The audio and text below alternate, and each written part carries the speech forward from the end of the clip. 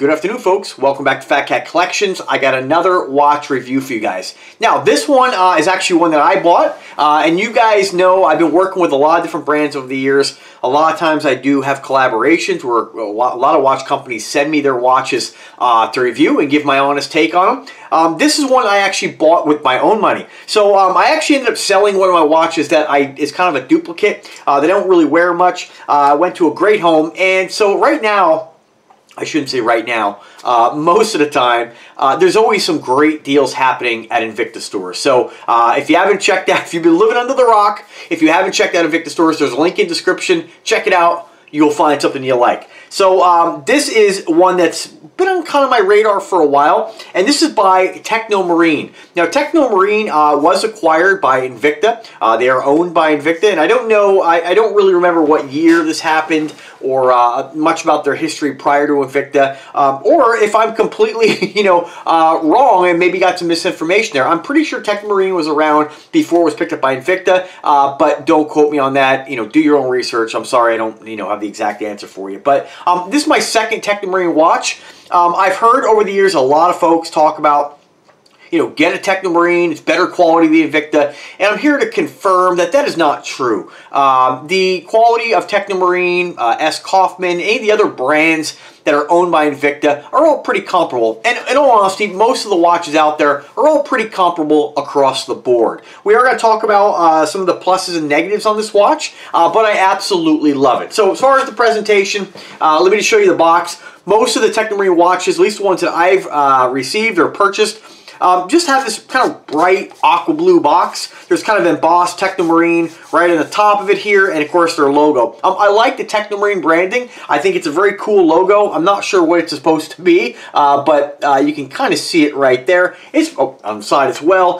Pretty cool. You open it up, very similar to the Invicta boxes, but it's more of a clamshell design with a hinge, white interior, hang tag, and they even give you the Invicta instruction manual and warranty card. So nothing I really care about, right? Now let's get to the watch. Now I'm going to take it off here because I just sized this bad boy, and I'm super happy with it. This is a great looking piece.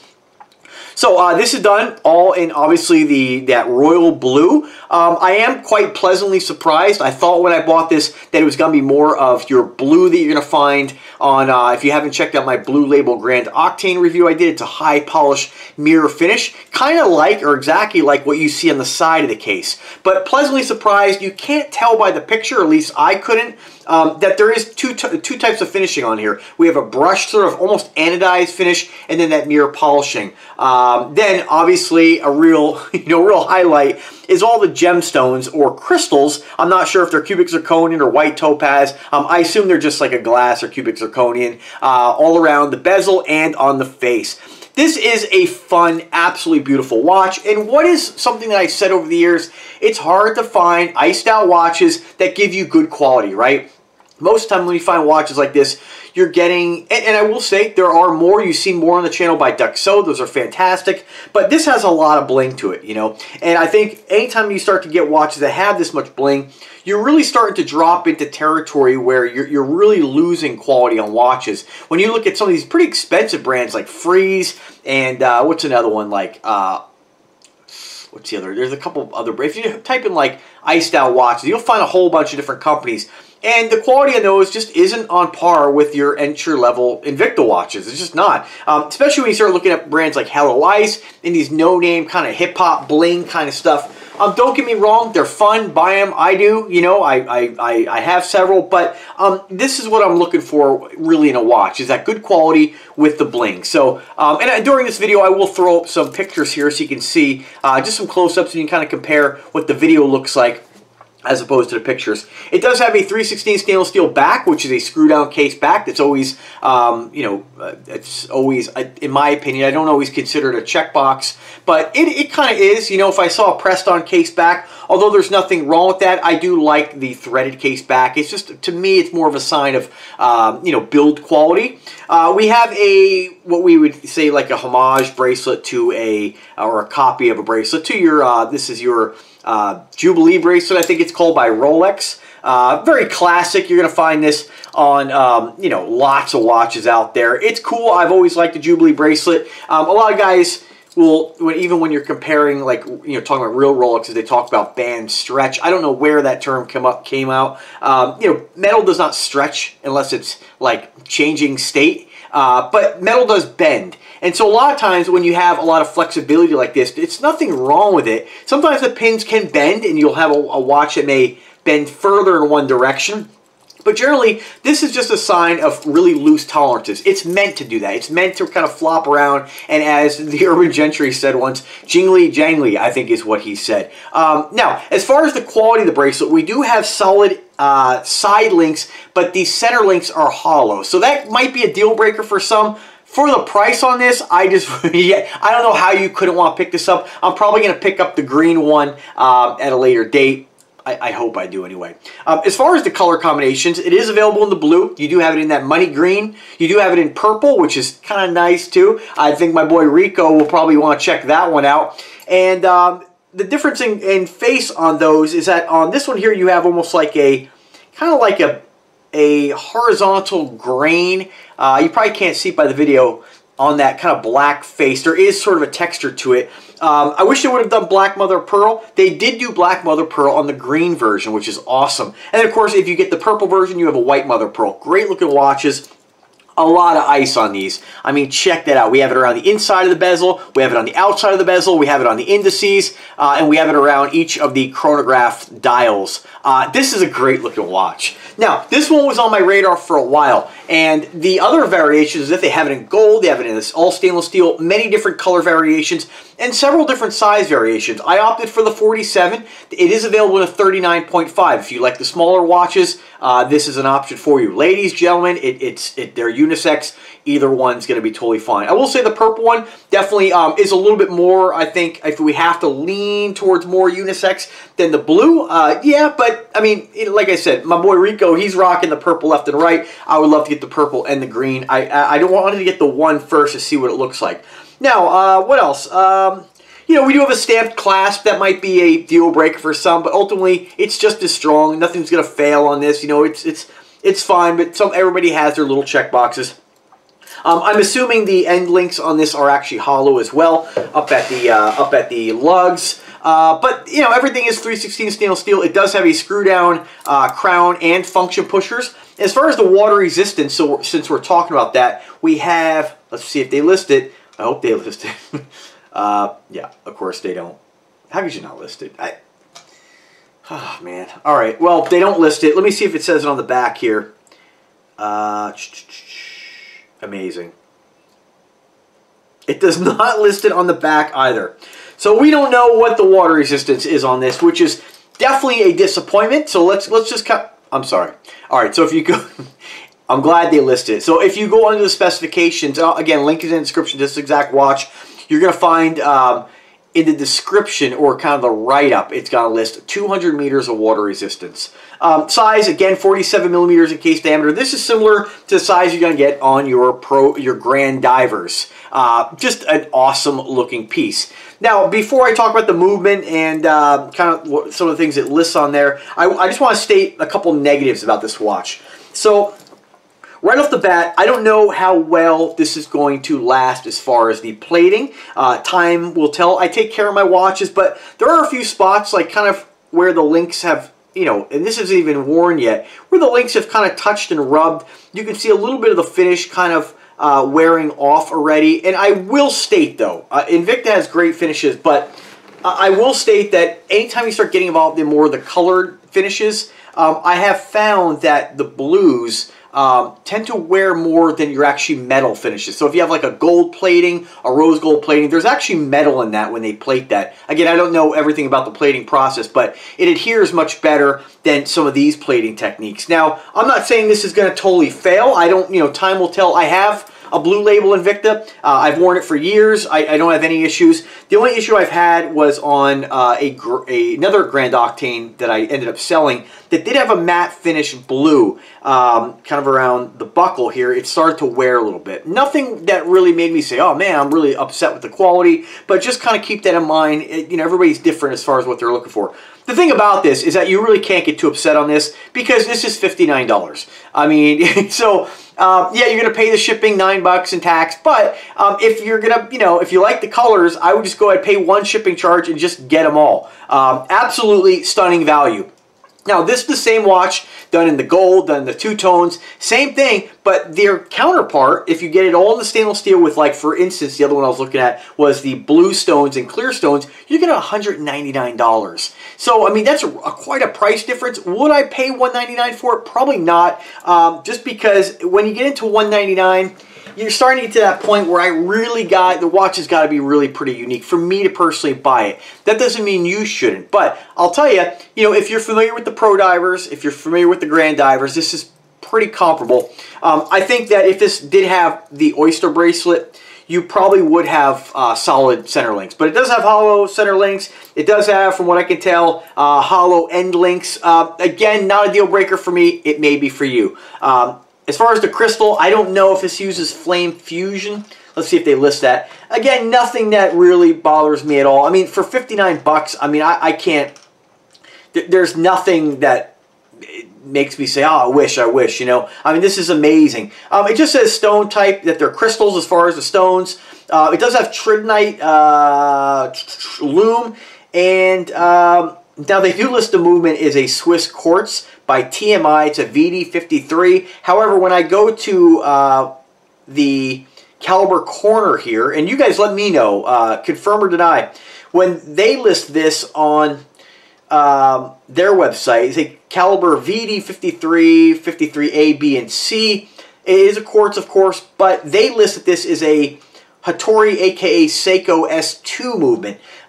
It doesn't list anything about being Swiss made. So I think, shame on you, Invicta, for not, for putting that, with enough people trying to bash the brand, we don't need any kind of like bait and switch bullshit. Not necessarily bait and switch, but we don't really need false information. So just kind of keep that in mind. I don't believe this is, again, Swiss made is ridiculous anyway. But again, if it's something that you want and it's important to you, just know that I don't believe this is a Swiss made timepiece. It definitely isn't, and like I said, Swiss made doesn't mean the watch is made in Switzerland. It just, look up what Swiss made means and what the designation, what requirements are needed in order to say Swiss made. But I don't even think the movement in this is Swiss made. So obviously not if it's a Seiko. So probably just a typo. I mean, Invicta has like thousands and thousands of watches, so mistakes happen. But it is a pet peeve of mine, information should be correct.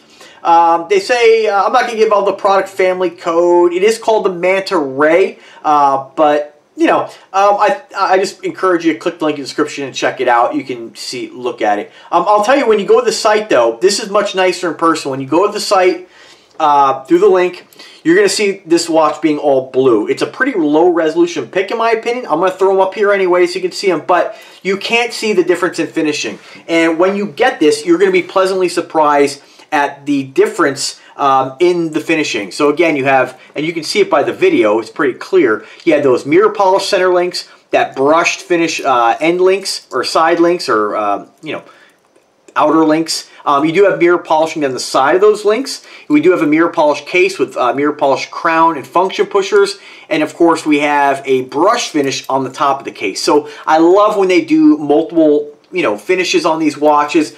Brush finish on the back of the buckle, which again is just basically a friction lock, stamp clasp with a fold over. Nothing really, you don't have the milled, you don't have anything like that. But for $59, you really can't lose on this watch. This is absolutely a stunner. People are going to notice this if that's what you're going for. This is going to be a watch that will get you compliments. I mean, it's not 50 millimeter. It's not gigantic. It is just an absolutely stunning watch. And the downside to this is now I'm going to get it, and now that I have it, I need the other colors. So it's like every time I turn around, I say, all right, I'm going to add another leather jacket next. I'm going to, no, now I have to get 2 more watches that I don't frigging need. But, once they're gone, they're gone. And I'm hoping that this video doesn't sell them out, because I don't know, I cannot imagine why these are available for this price. It is unbelievable.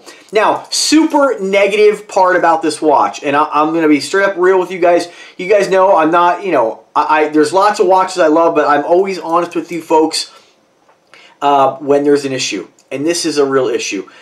This was one of the I'd say the most difficult watch I've ever sized. Now, let me just get to sizing for a second here. I use a couple different tools when I size watches.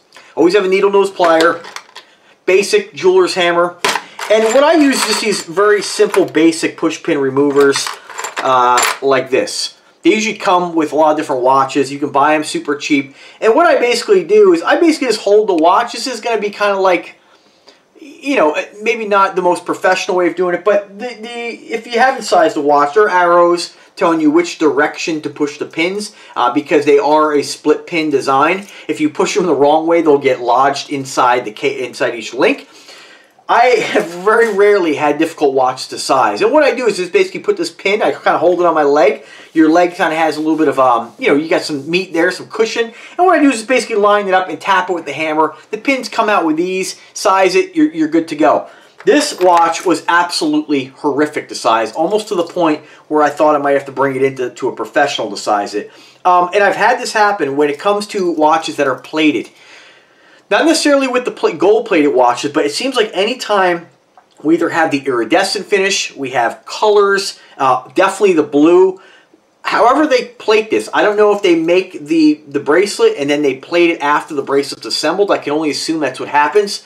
I'm not sure if heat is involved. I just don't know anything about the plating techniques, but it lodges the pins in here that makes it so difficult to get them out. I bent 4 of those tools. I actually pulled out like a framing hammer in order to tap the pins to get them out. What I did is just kind of prop the watch up sideways. You could take the bracelet off, probably easier, but I kind of propped it up, and I just basically took an old book, which has a little bit of give, and as I tap the pins, they kind of lodge into the book, and then you can pull them out. But it took me, I can normally size a watch in about 5 minutes, and I worked on it for almost 45 minutes. I didn't think I was going to be able to size it. They were very difficult to get out. I did destroy one of the links. Luckily, I had to remove, I think, 5 to get this to size for a 7-inch wrist, and I'm at the, what position are we at here? I think that's the, let me just see what that is, as far as the micro adjustments, which you do have 4. We're on almost the largest, so 1 pin in, or 1 position in. So just kind of keep that in mind. You know, nothing's more frustrating getting your new watch, wanting to wear it, and then have to take a trip to a jeweler, right? I luckily have never had to do that. The only other watch I've had that was this difficult was the iridescent finish Sea Hunter.